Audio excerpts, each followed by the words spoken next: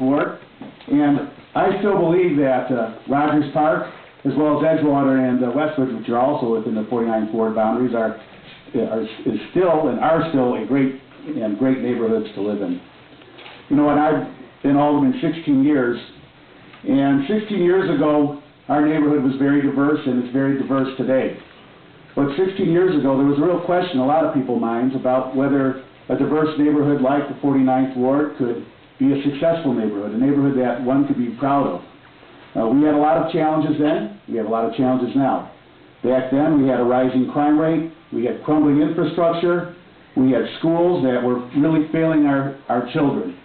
Children having classrooms and hallways and then on auditorium stages. And when I became Alderman, I set about to try to unite this very diverse community.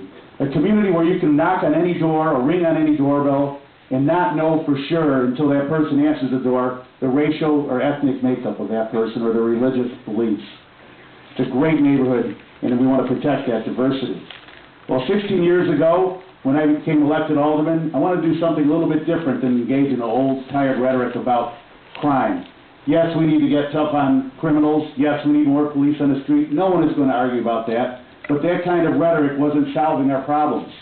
And so I looked for a new solution, and I looked at what a lot of academicians and some smaller communities were doing with respect to community policing, getting community members and police officers working together, getting the police officers to listen to what the community members thought were the problems. And after organizing this ward and throughout the city, we brought community policing not only to the 24th District, but throughout the city of Chicago.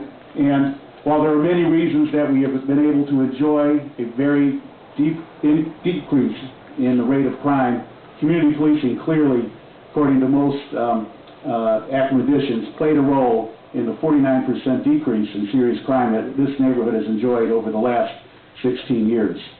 We also set about to organize to get capital improvement dollars, not only in our neighborhood, but in neighborhoods throughout the city of Chicago. And we worked with a group called the Neighborhood Capital Budget Group to pressure City Hall to spend more dollars in our neighborhoods.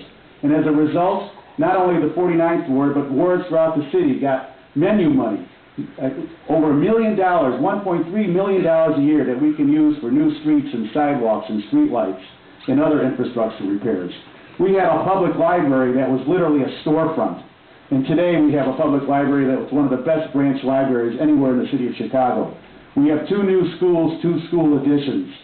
We are making progress here, ladies and gentlemen. If you had a third grader in the Rogers Park schools or 49th Ward schools back in 2000, on average they were reading at about 35% below the national norm. In 2006, those third graders who are now in 8th grade in our schools are reading at 2/3 above the national norm, from 34% to 63%. We're making progress. But with all the benefits, with all the progress that we've been making, there are new challenges coming to our front. Challenges that we have to face over the next 4 years. What are we going to do about the development pressures that have come to our neighborhood? Developers and others who are interested in investing in our community because of all the improvements that they have seen. Well, one thing we want about to doing is protecting our lakefront. And there's organizers throughout this neighborhood who made sure that City Hall heard that no extension of Lakeshore Drive, no high-rise development along the lakefront. We went about protecting our residential areas.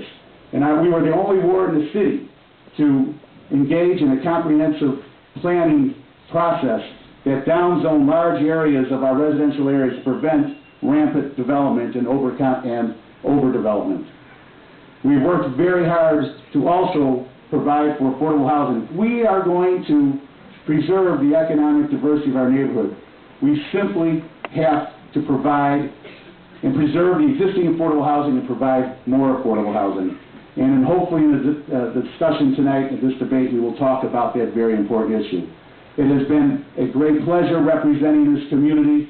I look forward to another 4 years as we continue the progress we have made to make Rogers Park, Edgewater, and Westridge communities we can all be proud to live in.